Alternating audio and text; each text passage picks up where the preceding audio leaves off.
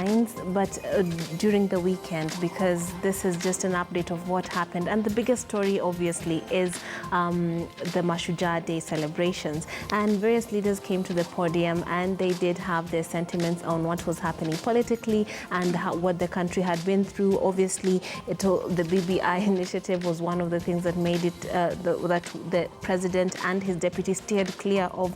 But we had Raila saying his former Prime Minister Raila Odinga saying his bit. We had Joho, the governor of Mombasa, giving his sentiments. He's also one of the major leaders of the ODM party that was once rather at loggerheads with the government pre-handshake. Now, of course, the major thing with Mashujaa Day is the Shujaas themselves, and they were feted, they were recognized, and the biggest Shujaa was Eliud Kipchoge. I think that is without any contest, and he has been on the headlines across board as one of the big and the favorites in terms of the people who showed up, and he's pictured on the top page of the Standard. And we're told Kipchoge's latest conquest shows that through integrity, hard work and commitment to excellence, we can achieve all we set our minds to. I urge all Kenyans to follow this example and become Shujaas in their own respect. This is the president and what he had to say about Eliud Kipchoge's recent achievement as an athlete.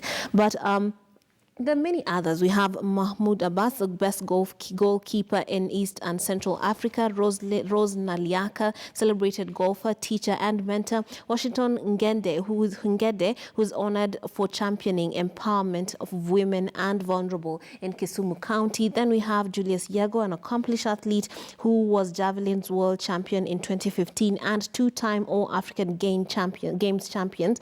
And we have Mary Kavere, who is the pioneer TV comedy programs, and Mzee Ojwang, with Mzee Ojwang, and you know her mostly as Mama Kayai. She was also feted. Then we have Joseph Katana Ngala, a renowned composer, writer, and performer and saxophonist, very popular at the coast and acclaimed internationally. You have Juliana Nyambura Mbuthia, who volunteered in peace-building initiatives, especially during post-election violence. And lastly, and this is just as per that headline right there, we have Martin Suji, the national cricket team player for 17 years, represented the country in 3 World Cups. Very impressive Kenyans right there, and rightfully so honored. But then we have very interesting headline right there on the Standard that says, finally, Uhuru honors real heroes.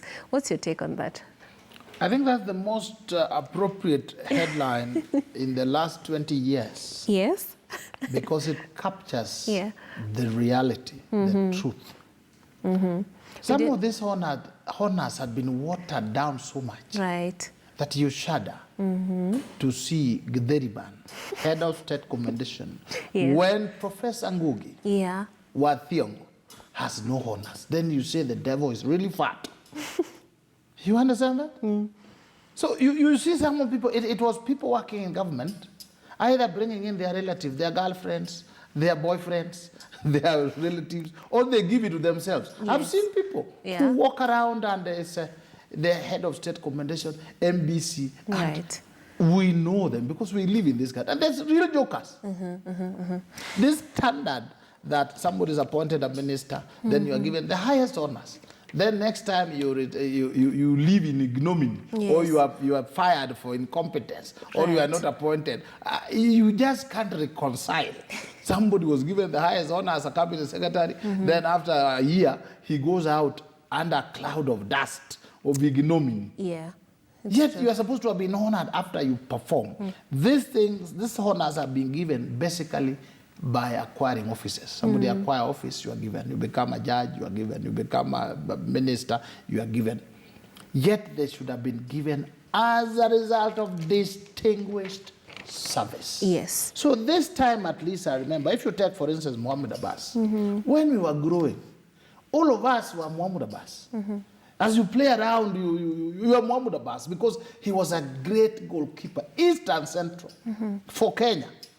When you are watching football or hearing about it and you know Muhammad Abbas is on the goal, John Bobby Ogola is there is Nyangi, there is Zangi, there's Ambrose Ayoyi, then But those have not been honored. Yeah. And somebody wakes up, Sijui was sitting there on a line, President Uhuru honors him. You see their voices felt fat. So when you see these guys, at least they don't need introduction.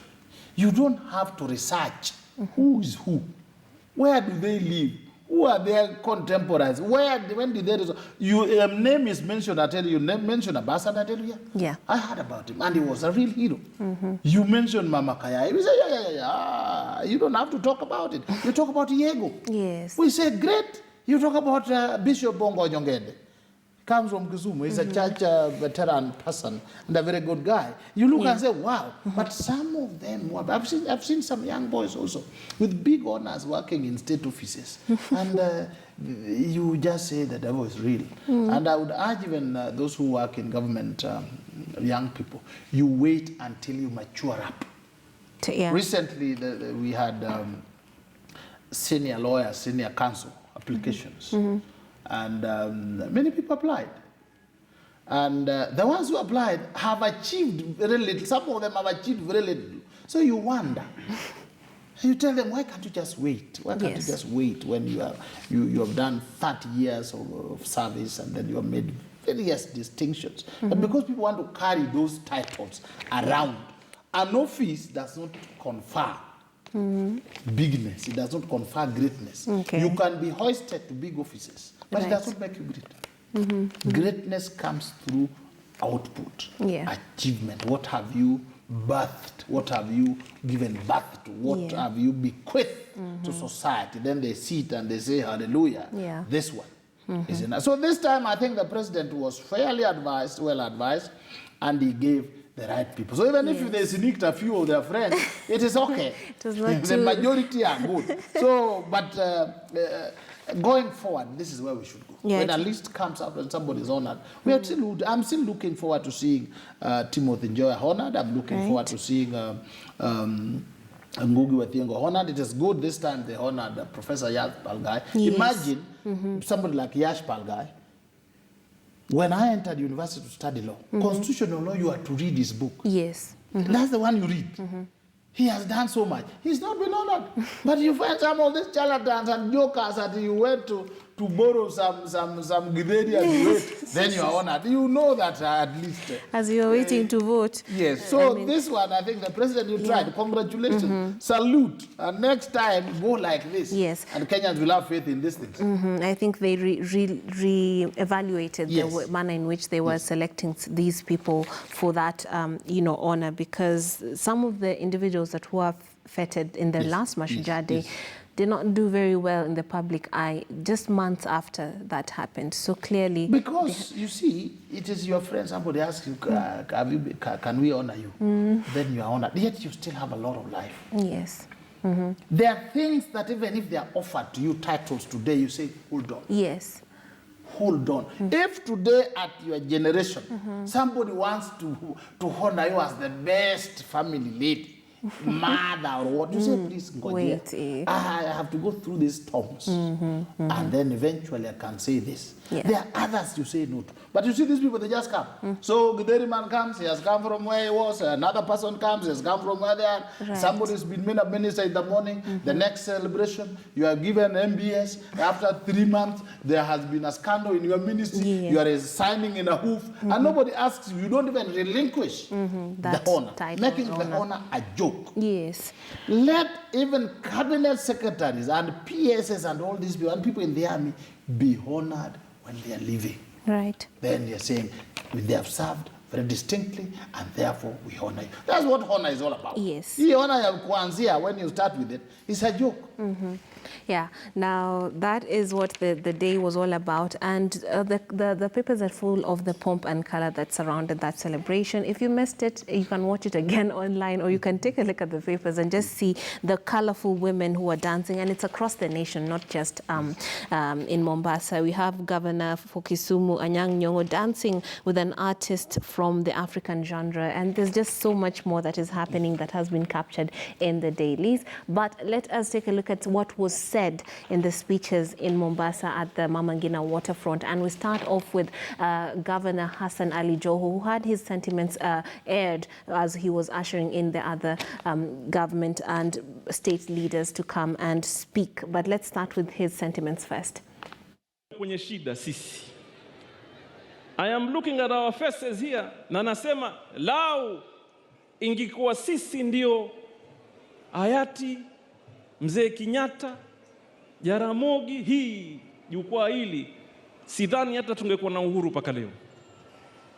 Because here we are so divided hapa juu hapa kwa viongozi.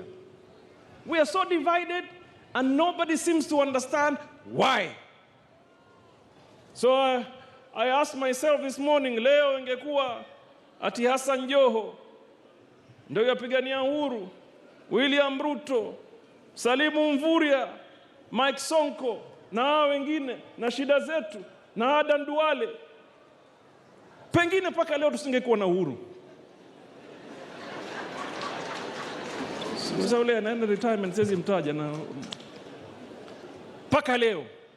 Because of what? Tunakosa kusacrifice ubinafsi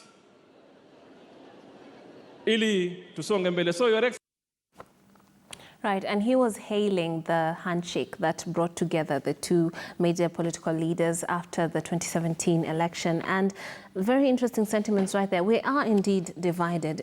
Do you agree with what he said, Mr. Weda? No, we are not divided. Aren't we though? Divided about what? Politically.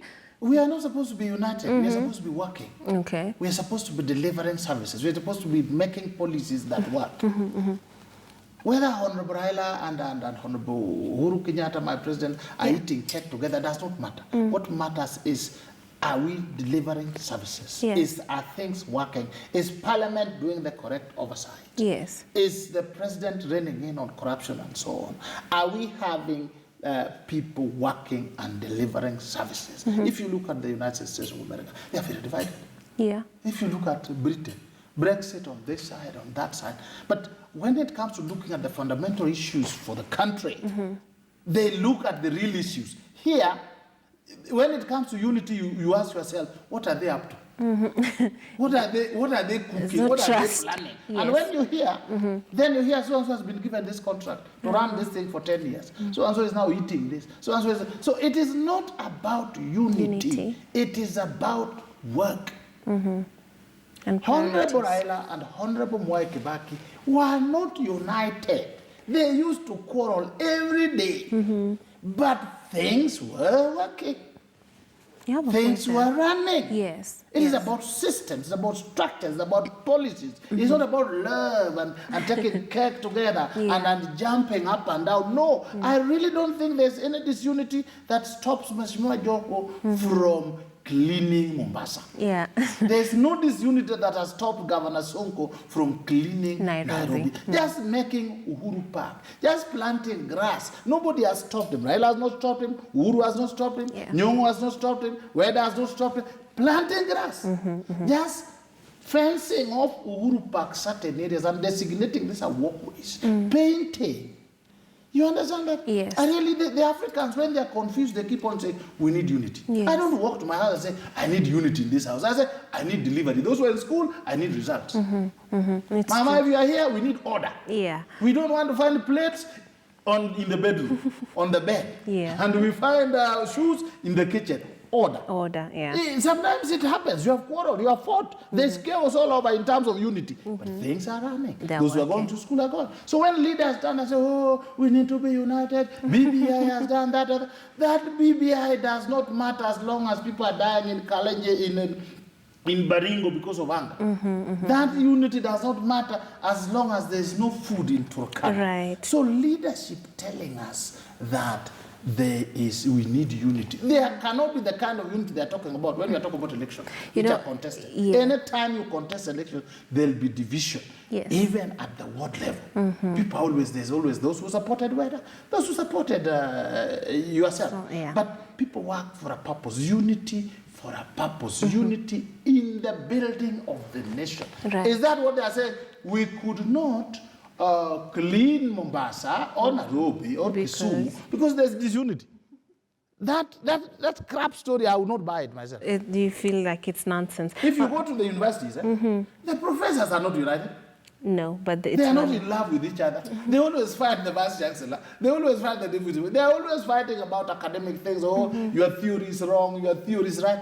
But work is moving. They go to class, they teach, research is being done, the students graduate, but they are never friends. This unity they want for us, that unity is not even in church. We are not united with the bishops and the archbishops and the priests and whatever. We are only united when we say we want to build this church, we need 50 million. This is the way we are going to contribute it. We contributed. Meanwhile, we are divided. So and so is going to steal. So and so is going, is not my tribe. So and so. So what unity are they telling us? Yes. I dispute that deeply. Yeah, you know, as he was trying to make his point, he walked down memory lane to a point where Raila Odinga had to consult him about whether or not to have the handshake. And as Raila was for the handshake, he had to search within himself on whether how he would face the president after the, you know, the positions earlier on, because he had been one of those who are really against the results. So you see, they were not even, if you look at it, they were not.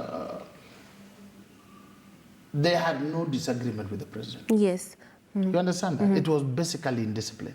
Insulting the president, insulting the deputy. They were not disagreeing fundamentally on anything. That's why when the handshake comes, they are on one side of the same coin. Yes. Because there was no policy issue disagreement. It was personality. We should have been government, it should have been out. You stole, we didn't steal. That's what they were talking about. But then they were saying, we need a dual carriageway from Kisumu all the way to Mombasa. On serious matters. And not SGR. These are our reasons. Those reasons cannot be resolved with a handshake. Yeah, true. As we believe that borrowing should be limited to this and related to this, not this, then handshake would not cure it. But if it was about who is eating, who has been given which contract, then when you do the handshake and now Honorable Raila can walk around and stop anything, and they have state power, and they can call the president, and then the deputy president, they can also kick him around outside, and he's out, then they say, now we are really in power. It has nothing to do with the people of Kenya. Okay, and now let's move on to the bite on, or rather the sentiments of Raila Odinga, former Prime Minister, and what he had to say during the celebration of Mashujaa Day. Then we can get into further discussions on what was said. Tuboreshe utawala katika taifa letu. Hiyo ndio maana ya handshake.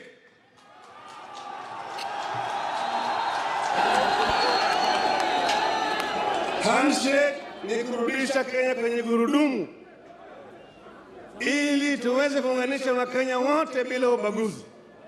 Tuache ukabila. Tuache ufisadi.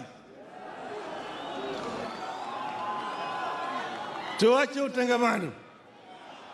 Ili Wakenya waungane kama mandugu. Tuimarishe Ukenya kama wale wanafanya kule Tanzania.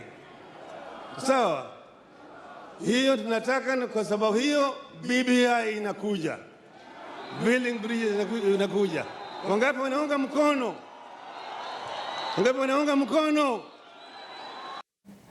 Mr. Weda, he seems to be making a pretty good case for BBI and the handshake.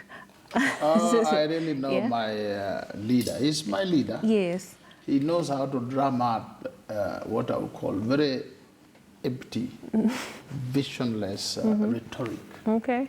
And then he'll get many people to cheer him through. Right. I would repeat here that for him, if he wants power, this is his best chance of getting power as president. Okay. Going around BBC is a sinful waste of time.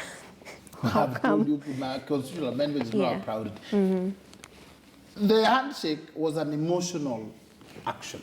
Yes. But now it is being defined. It's being defined. Sometimes you go to Kisumu and you find that people, evictions are taking place, people are being evicted. Then they tell, this is handshake, keep quiet.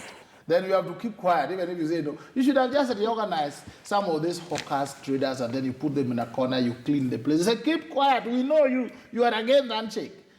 And when that doesn't work well, now you go to Mombasa and you say it's about tribalism and so on and so forth.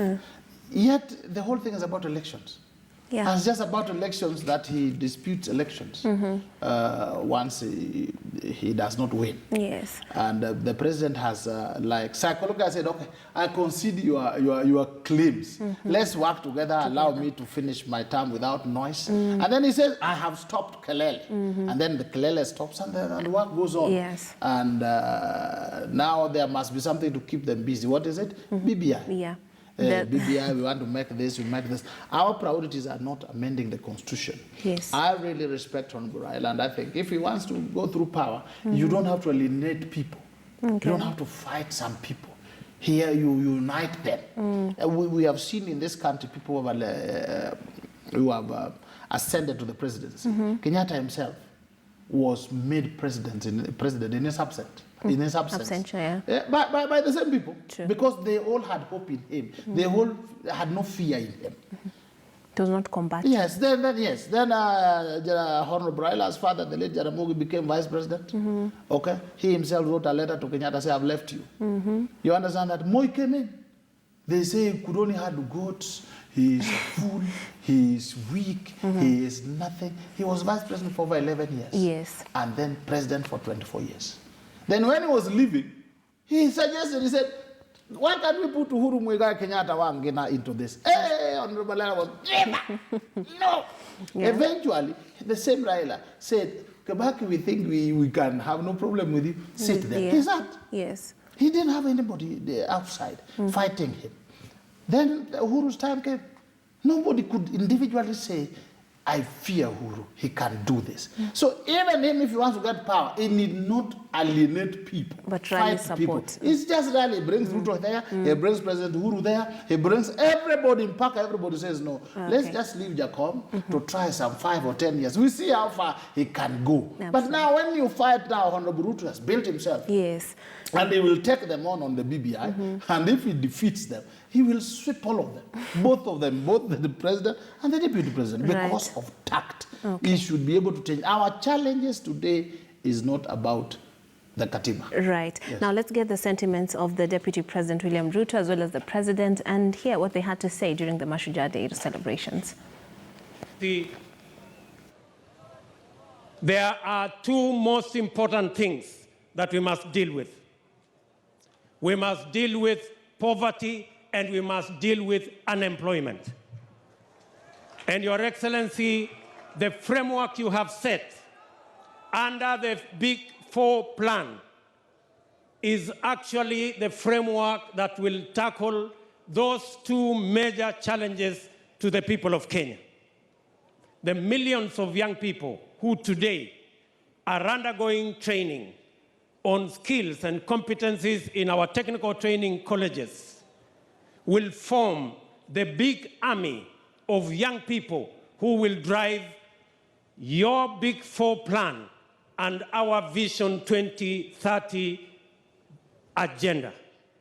And I am confident, as your deputy, that Your Excellency, we are clearly on the path towards the transformation of this nation as we use the Big Four to create wealth and to create jobs. I want to ask all of us to refuse to be drawn into the politics of ethnicity and hatred and division and political deceit and stand firm behind Uhuru Kenyatta so that we can unify this country and concentrate on the transformation of Kenya. Presently focused through our Big Four agenda. Let us just remind ourselves the Big Four encompasses a decent roof over many more heads through affordable housing, food and nutritional security, universal health care, and job creation through manufacturing and value addition. Let us all, brothers and sisters, remain committed to the race, to being the best and world beaters in all that we do. In each of us, lies the seeds of greatness. Every Kenyan should plant that seed in the fertile soils of integrity and water it with hard work and commitment to duty. Grow it only in the direction of the light of truth and justice, and reap only from the tree only those fruits that have been born from our rightful and righteous efforts. Right. They stayed clear of the BBI and focused on the Big Four agenda. What do you think about that? I think the Deputy President has said that he was like saying, look, Mr. President, concentrate on serious things, which we promised the people. Leave out this politics of alienation and porojo and so on. He's simply saying we had a program, we had an agenda. That agenda did not include constitutional amendment. Get that clear. And it is also a form of blackmail. He's saying, look, we were talking about food security. We were talking about employment. Constitutional amendment will not bring in more jobs and so on and so forth. That is exactly what he was saying. And even the president, you can see, is hard to explain because he has only 2 years remaining. This Big Four agenda, we are still talking about them like there's time to do them. Job creation will create 1 million jobs and 2 million. Time is up. Running out. And Mheshimiwa is like trying to say, I will continue the legacy. If it doesn't work, it's a work in progress, but I will continue it. These other people will be talking about other things which are not necessary, which are not important for us today. And you look at it, if you look at the rate of unemployment in this country, I think not a shilling should be spent, wasted, going around collecting views to amend the Constitution. It does not stop anybody from implementing policies that enable manufacturing. They started very well, there was adequate electricity, and then the cost goes down, and then you invite investors. And we also invest. It was not about, let's amend the Constitution. It brings political uncertainty. When the Prime Minister comes, when the Deputy comes, when who comes, when whatever. That is not the agenda. That I keep on repeating. I repeat. Our priorities: affordable, quality healthcare, food security, and then you create jobs so that people can earn. And that works by growing the economy. Indeed. It doesn't work by amending the Constitution. Yes, and that wraps up the way it is. That was Mashujaa Day for you. If you didn't watch it, well, we have